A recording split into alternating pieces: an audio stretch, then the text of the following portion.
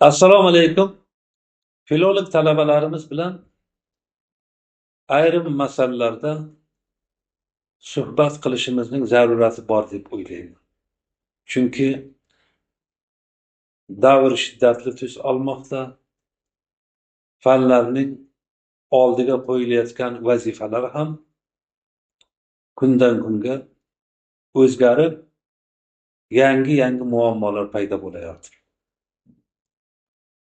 Zotan biz bugun inson tafakkuri tarixidagi eng keskin burilish davrida yashamoqdamiz.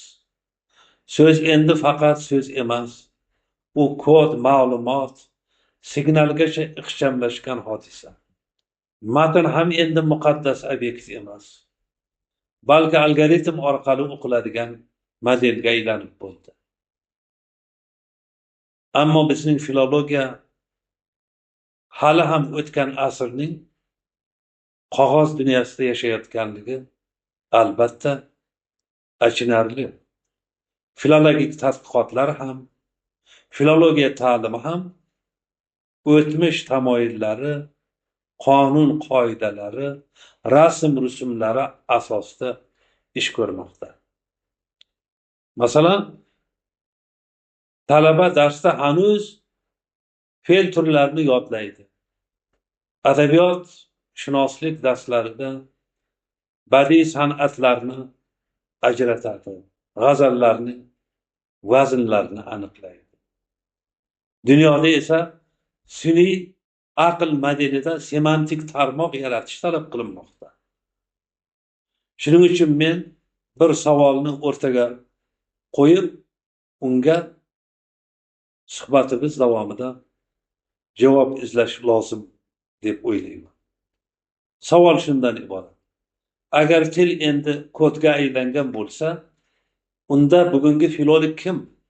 Bugungi filologiya qanday soha? Savolning javobi suhbatimiz yakunigacha vujudga keladi.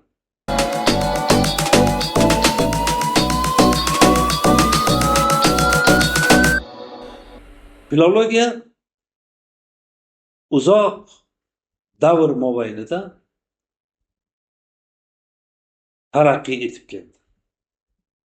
Uning taraqqiyotini, evolyutsiyasini shartli ravishda 1-0 dan 5-0 gacha deb davrlashtirishimiz mumkin. Filologiya 1-0 uning eng klassik davri. Bu ilk bosqichda muqaddas matnlar o'rganilgan. Maqsad matnlarning mazmunini to'g'ri anglash, so'zlarni to'g'ri o'qish. Sharhlovchilar ham matnni ilohiy haqiqat sifatida ko'rishgan. Undan keyingi davr filologiya 2-0 deb nomlanadi. Bu davr gumanistik davr. Bu davrda matn inson tafakkurining ifodasi sifatida qaraladi. Muallif esa tadqiqotlar va qarashlar markaziga chiqadi.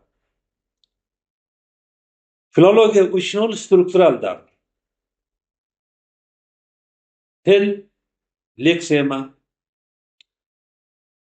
sistema, ma'no, struktura, gap, qolip. Ferdinand de Saussure, Barth, Jakobsonlar, Baudelaire de Courtine kabi olimlar o'z lingvistik maktablarida so'z ortidagi ana shu botiniy mexanizmni tahlil qilishgan. Filologiya 4-0 fan tarixida poststruktural davr deb nomlanadi. Bu davrda o'quvchi tadqiqot markaziga chiqqan. Ma'no nisbiy kontekstga bog'liq hodisa deb qaralgan. Albatta, yuqorida ko'rib o'tilgan barcha davrlarda til haqidagi yaratilgan ta'limotlarning barchasi albatta haqiqat edi. Ammo nisbiy haqiqat edi. Chunki ular o'rganish obyektining bir qirrasini o'z davri talab va ehtiyojlari darajasida o'rgangan. Mana bugun fanimiz filologiya 5.0 bosqichiga yetib keldi. Bu yerda til, tafakkur va texnologiya birlashib ketadi. Matn kodga, adabiyot algoritmga, tafakkur esa tizimga aylanadi.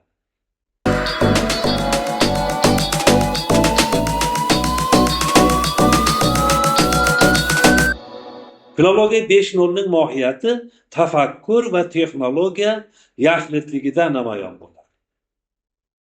Filologiya 5.0 tilni o'rganish tizimi emas, uni ishlatish sistemasi. Bu bosqichda filolog til muhandisi, virtual ma'no arxitektori. U nafaqat matnni sharhlaydi, balki ma'lumot oqimi va kodlar tizimidan ma'no hosil qiladi. Til endi kod. Har bir so'z ma'lumot hujayrasi. Adabiyot esa inson ruhining algoritmik ifodasi. Masalan, Alisher Navoiy Lisoni Tayr dostonida insonning ilohiy haqiqat sari intilishi haqida yozgan bo'lsa, bugun biz sun'iy intellektning tafakkur sari parvozini kuzatyapmiz. Shakl har xil, mohiyat esa bir xil. Til orqali yuksalish. Bugungi filologiyaning vazifasi bu yuksalishni texnologik shaklda davom ettirish. Endi tilshunoslik faqat deylik so'z yasalishigina emas, balki korpus tahlili, kodlash, data strukturani ham bilish kerak. Adabiyotshunoslik esa faqat obrazni emas, ma'noning raqamli tarmog'ini tahlil qilishi lozim. Filologiya 5.0 so'zning shaklini emas, quvvatini o'rganadi. Til endi inson va mashina tafakkuri o'rtasidagi ko'prik bo'lib xizmat qiladi. Shunday ekan, yangi filolog kim? Yangi filolog kod yozmaydi, ammo ma'no kodini tushunadi. U matndan ma'lumot ajratadi. Tildagi yashirin algoritmni anglaydi. Sun'iy aqlni til orqali o'qitadi. Madaniyatni raqamli shaklda tahlil qiladi. Yangi davr filologining asosiy quroli texnologiyalashgan tafakkur. Filologiya 5.0 fikrni kodlash, madaniyatni algoritmlashtirish, so'zni yashovchan qilish san'atidir.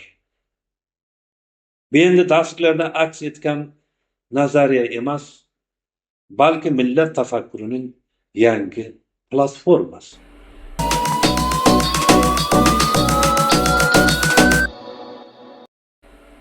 Demak, filologiya 5.0 filologik ta'limdagi shunchaki yangi davr yoki yangi bir islohot emas, balki filologik tafakkurdagi inqilob.